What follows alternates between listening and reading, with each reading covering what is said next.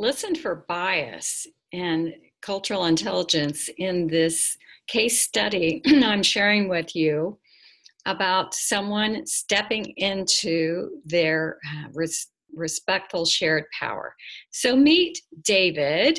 His name has changed, a high potential leader, and his 360-degree assessment did not match those of his peers, direct reports, and his boss. So he was having a hard time taking in their glowing feedback.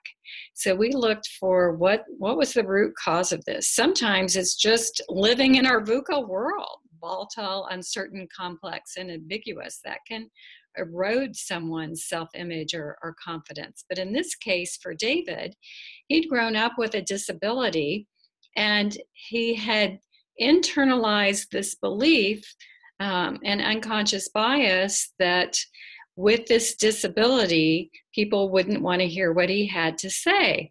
And if you had asked David, do you believe that about other people with this disability? He would have said no. But this was something he had unconsciously taken in and was limiting what he could contribute to the organization. So he wasn't setting up the meetings with the leadership team because he was very self-conscious about and concerned about whether they would want to hear from him or not. So my direct, compassionate feedback to him was, it's time to update your self-image. And we came up with some creative ways of doing that. And he did set up those meetings with the key leaders, and eventually was promoted, actually pretty quickly promoted. And in the last decade, he, with coaching support, has helped develop the high potential leaders in his organization to also step up into their power in a shared, respectful way. And also to work with the leadership team on identifying and managing their bias, which they were able to then share with the organization. And what were the results of all of this? The results were really fun. So their talent retention went up by 12%.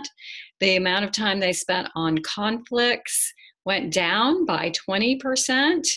And the average ROI for coaching is 300%. So these are things that you can reap within your organization as well.